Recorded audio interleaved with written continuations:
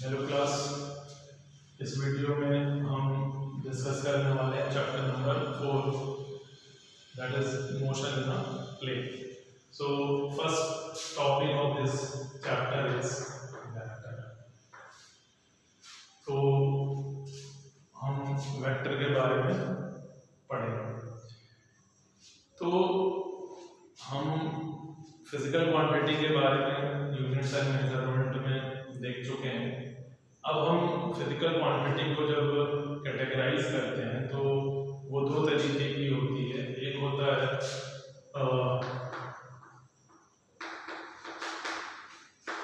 Scalar और दूसरा होता है वेक्टर। ठीक है, तो ऐसी क्वांटिटी जिसको कि एक्सप्रेस करने के लिए केवल और केवल मैग्नीट्यूड की जरूरत होती है, उसको लिए हमें डायरेक्शन की जरूरत नहीं पड़ती है, तो ऐसी क्वांटिटी को हम लोग बोलते हैं स्केलर क्वांटिटी। एग्जांपल मास, लेंथ, etc। वहीं पे ऐसी क्वांटिटी जिनको कि एक्सप्रेस करने के लिए हमें मैग्नीट्यूड के साथ साथ डायरेक्शन की भी जरूरत पड़ती है। बिना डायरेक्शन के हम उस क्वांटिटी को फुल्ली रिप्रेजेंट नहीं कर सकते हैं। तो ऐसी जो क्वांटिटी होती है उसको हम लोग वेक्टर क्वांटिटी बोलते हैं। और एग्जांपल इसका है वेलोसिटी, फोर्स, etc। ओके, अब हम स्केलर और वेक्टर क्वांटिटी में एक डिफरेंस और भी है कि जैसे कि हम स्केलर क्वांटिटीज को अगर हमें ऐड या सब्ट्रैक्ट करना है तो उसके लिए हम जो नॉर्मल अलजेब्रा जिसको भी हम जानते हैं उसके थ्रू उसको हम लोग ऐड या सब्ट्रैक्ट कर सकते हैं।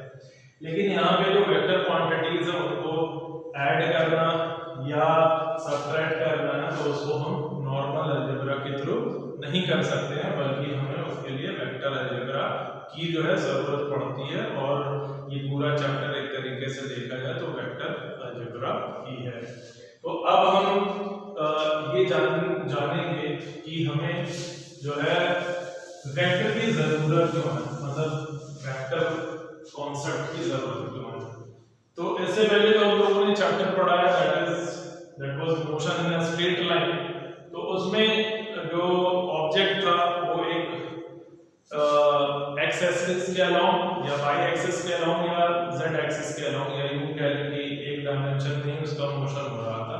तो एक डायमेंशन में मोशन करते हुए ऑब्जेक्ट की डायरेक्शन को डिनोट हम बहुत ही इजीली प्लस और माइनस के थ्रू कर सकते हैं, वहां पर कोई कॉम्प्लिकेशन नहीं अराइज होता है। लेकिन जब हमारा जो मोशन है वो प्लेन में या स्पेस में जब शिफ्ट हो जाता है तो वहां पे हमारे पास जो एक प्लस या माइनस के थ्रू उसकी डायरेक्शन को हम मतलब डिनोट करना हमारे लिए बहुत ही कॉम्प्लिकेटेड हो जाता है। तो उसको अवॉइड करने के लिए हम वेक्टर का कॉन्सेप्ट लेके आते हैं। तो अब हम वेक्टर के थ्रू किसी भी क्वांटिटी को हम रिप्रेजेंट कैसे करेंगे, तो उसका हमारे पास दो तरीका है। एक हमारा सिंबॉलिक रिप्रेजेंटेशन होता है, एक होता है सिंबॉलिक रिप्रेजेंटेशन। उसमें हम कुछ नहीं करते हैं, बस जो क्वांटिटी है उसका जो इनिशियल लेटर है उसको लेते हैं। एग्जांपल के तौर पे जैसे कि हमारा वेलोसिटी है उसको हमें सिंबॉलिकली अगर वेक्टर के फॉर्म में एक्सप्रेस करना है तो वेलोसिटी का भी लिखेंगे और उसके ऊपर हम क्या करेंगे, एक एरो लगा देंगे। तो ये वेलोसिटी का जो है वेक्टर फॉर्म में सिंबॉलिक रिप्रेजेंटेशन होता है। दूसरा हमारा जो तरीका है रिप्रेजेंट करने का वो है ग्राफिकल रिप्रेजेंटेशन। कौन सा? Graphical representation.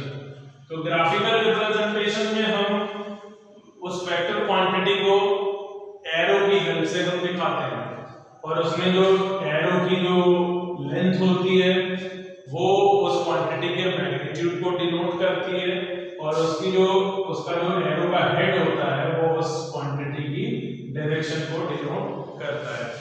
और बेहतर से समझने के लिए मैं इसको आपको एक एग्जांपल के थ्रू समझाना चाहूंगा। मान लीजिए कि हमारे पास एक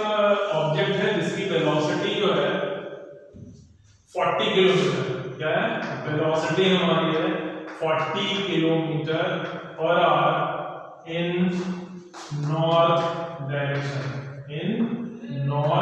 डायरेक्शन। तो इस वेक्टर क्वांटिटी को हमें ग्राफिकली मींस टू से कि एरो की हेल्प से हमें क्या करना है, रिप्रेजेंट करना है। तो हम क्या करेंगे, एक स्केल लेंगे, क्या लेंगे, एक स्केल लेंगे अपने कन्वीनियंस के हिसाब से। तो हमने स्केल लिया कि 1 centimetre is equals to 10 kilometre per hour. तो इसका मतलब ये हुआ कि 40 किलोमीटर पर आवर को अगर हमें वो कन्वर्ट करना है तो हमारा जो स्केल में आएगा 4 सेंटीमीटर। इसका मतलब ये हुआ कि मुझे एक एरो बनानी है जिसकी लेंथ कितनी हमें ड्रॉ करनी है 4 सेंटीमीटर की, और उसकी डायरेक्शन किधर है, नॉर्थ। तो हमें डायरेक्शन के बारे में जानकारी है कि ये नॉर्थ होता है, ये साउथ होता है, ये आपका वेस्ट है और ये क्या है, ईस्ट है। तो हमें कुछ नहीं करना है, इस क्वांटिटी को रिप्रेजेंट करने के लिए 4 सेंटीमीटर का एक एरो ड्रॉ करना है जिसका हेड किधर हो, नॉर्थ की तरफ हो। तो इसका ग्राफिकल रिप्रेजेंटेशन आपको मिल गया, ठीक है। जिसका हेड नॉर्थ की तरफ होगा, ये 4 सेंटीमीटर की इसकी लेंथ होगी, 4 सेंटीमीटर उस वेक्टर के मैग्नीट्यूड को डिनोट करता है, और उसकी जो हेड है वो जो है डायरेक्शन को डिनोट करता है। अब उसके बाद हम बात करेंगे पोजीशन वेक्टर की और डिस्प्लेसमेंट वेक्टर की। ये दोनों बहुत ही इंपॉर्टेंट टॉपिक है, बहुत छोटे से हैं लेकिन काफी इंपॉर्टेंस रखते हैं। पहला आपका है position vector. Position vector basically एक ऐसा वेक्टर होता है, पोजीशन वेक्टर एक ऐसा वेक्टर होता है जो किसी भी ऑब्जेक्ट की पोजीशन को with respect to origin denote करता है, ठीक है। मान लीजिए कि हमारा एक ऑब्जेक्ट है, वो उसकी पोजीशन यहाँ पे है, कहाँ पे है, यहाँ पे, तो ओरिजिन इसका यहाँ है। तो इस ऑब्जेक्ट की position with respect to another point जो कि ओरिजिन है उसको डिनोट करता है। तो ये जो वेक्टर हुआ ओपी वो कहलाएगा पोजीशन वेक्टर, ठीक है। अब उसके बाद एक दूसरा वेक्टर होता है जो कि है डिस्प्लेसमेंट वेक्टर। कौन सा वेक्टर है, डिस्प्लेसमेंट वेक्टर। तो डिस्प्लेसमेंट वेक्टर की बात हम कर लें, डिस्प्लेसमेंट वेक्टर, ये डिस्प्लेसमेंट वेक्टर एक्चुअली क्या है, ये भी एक वेक्टर है। क्या है, एक वेक्टर है जो किसी एक पॉइंट की position with respect to reference point denote करता है, लेकिन यहाँ पे जो रेफरेंस पॉइंट होता है वो ओरिजिन नहीं होता है। इसको ध्यान से सुन लीजिए, इसमें काफी कंफ्यूजन होती है।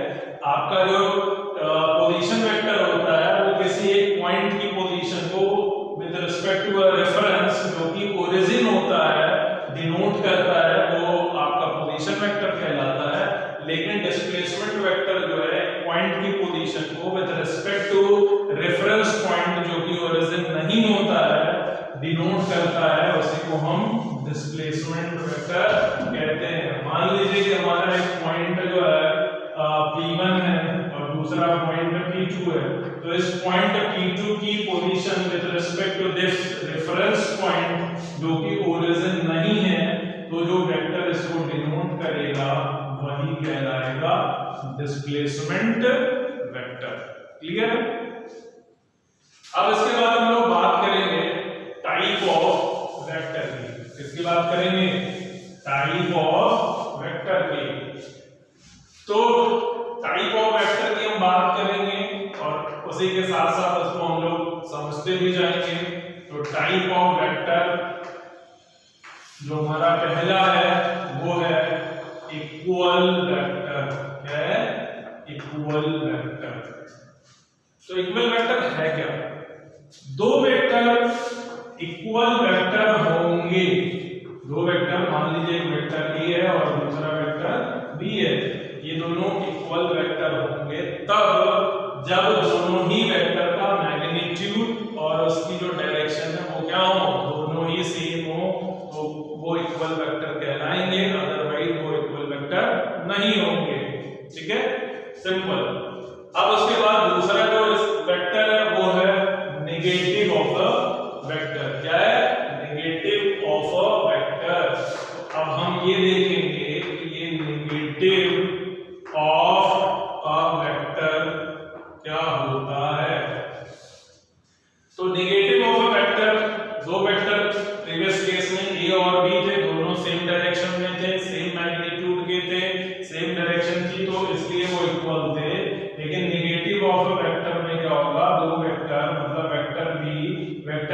नेगेटिव वेक्टर होगा अगर दोनों का मैग्नीट्यूड क्या हो, सेम हो, लेकिन जो डायरेक्शन में वो क्या हो, अपोजिट हो। तो वेक्टर बी ए का नेगेटिव वेक्टर है या वेक्टर ए वेक्टर बी का नेगेटिव वेक्टर है, दोनों की का मैग्नीट्यूड क्या है, सेम है, लेकिन डायरेक्शन क्या है, अपोजिट है। तो उसको हम लोग बोलेंगे नेगेटिव ऑफ अ वेक्टर। तीसरा आपका वेक्टर होता है मॉडुलस वेक्टर। क्या होता है, modulus of a vector. Actually ये वेक्टर जो है किसी भी वेक्टर के मैग्नीट्यूड को डिनोट करता है। क्या करता है, मैग्नीट्यूड को डिनोट करता है। फॉर एग्जांपल एक वेक्टर ए है, क्या है, एक वेक्टर ए है जिसका कुछ मैग्नीट्यूड है और उसकी क्या है, डायरेक्शन है। तो मॉडुलस ऑफ अ वेक्टर जो होगा वो क्या होगा, ये होगा mod of vector A. Mod of vector A का मतलब इस वेक्टर का क्या, मैग्नीट्यूड। तो यहां से हमको क्या चीज याद रखनी है कि मॉडुलस ऑफ अ वेक्टर का मतलब किसी भी गिवन वेक्टर का मैग्नीट्यूड।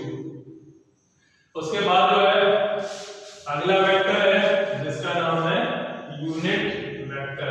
क्या है, यूनिट वेक्टर। तो ये यूनिट वेक्टर क्या है, यूनिट वेक्टर किसी भी गिवन वेक्टर का, आपके पास एक वेक्टर गिवन होगा उसके लिए ही यूनिट वेक्टर क्या होगा, डिफाइन होगा। तो एक गिवन वेक्टर हम अज्यूम कर लेते हैं कि वो एक वेक्टर कौन है, ए है, तो इसका हमें यूनिट वेक्टर डिफाइन करना है। तो इस वेक्टर ए का यूनिट वेक्टर क्या होगा, इसी वेक्टर की डायरेक्शन में हम एक यूनिट लेंथ का वेक्टर अगर ले लें तो वही क्या होगा, यूनिट वेक्टर होगा। फॉर एग्जांपल मान लीजिए इसका मैग्नीट्यूड कुछ है, ठीक है, और इसके उसी डायरेक्शन में हम एक यूनिट लेंथ का अगर हम वेक्टर ले लें तो ये वेक्टर इस गिवन वेक्टर का क्या होगा, यूनिट वेक्टर होगा। और यूनिट वेक्टर को हम, ठीक है, ए कैप से डिनोट करते हैं। तो मतलब ये हुआ कि ये वेक्टर किसी भी गिवन, यहाँ पे उस वेक्टर का नाम ए है तो हमने उसका यूनिट वेक्टर लिया हुआ है। आप जान चुके हैं कि यूनिट वेक्टर क्या है। उसका जो प्रेजेंटेशन होता है हम ए पे एक कैप लगा देते हैं जो कि बताता है कि ये यूनिट वेक्टर है, ठीक है। अब इस यूनिट वेक्टर को अगर हमारे पास एक गिवन वेक्टर है, निकालना है उसका यूनिट वेक्टर क्या होगा, तो उस वेक्टर में हम उस वेक्टर के मैग्नीट्यूड से क्या करते हैं, डिवाइड कर देते हैं। तो जो निकल के आएगा वो उस गिवन वेक्टर का मैग्नीट्यूड होगा, ठीक है, या जो कह लें उसका यूनिट वेक्टर होगा। अब उसके बाद अगला जो वेक्टर है वो है फिक्स्ड वेक्टर। क्या है, फिक्स्ड वेक्टर। फिक्स्ड वेक्टर क्या है, बेसिकली ऐसे वेक्टर जिनका इनिशियल पॉइंट, ऐसे वेक्टर जिनका इनिशियल जो पॉइंट है वो फिक्स हो, ऐसे वेक्टर को हम लोग कहते हैं फिक्स्ड वेक्टर। उसके बाद अगला वेक्टर है जिसका नाम है फ्री वेक्टर। क्या है, फ्री वेक्टर। ऐसे वेक्टर्स जिनका जो इनिशियल पॉइंट है वो फ्री हो, मतलब वो मूव कर रहा हो, आप उसको वो मूवेबल हो, ठीक है, तो ऐसे वेक्टर को हम क्या कहेंगे, फ्री वेक्टर। क्लियर। अब उसके बाद जो है अगला वेक्टर है कोलिनियर वेक्टर। क्या है, कोलिनियर वेक्टर, ठीक। अब दो या दो से ज्यादा वेक्टर्स कोलिनियर वेक्टर्स होंगे अगर उनकी डायरेक्शन, ठीक है, या तो एक ही लाइन के अलोंग हो या वो एक दूसरे के पैरेलल हो। फॉर एग्जांपल हमारे पास दो वेक्टर है, एक वेक्टर ए है, दूसरा वेक्टर बी है। तो ये वेक्टर ए और बी क्या होंगे, कोलिनियर होंगे। क्यों, क्योंकि दोनों की जो लाइन ऑफ डायरेक्शन है वो क्या है, सेम है। या दो वेक्टर एक दूसरे के पैरेलल अगर है तो भी इनका जो डायरेक्शन है वो क्या है, एक ही लाइन की तरफ है, तो ये भी क्या होगा, कोलिनियर वेक्टर कहलाएगा, ठीक है। अब उसके बाद हमारा अगला वेक्टर है कोप्लेनर वेक्टर। क्या है, को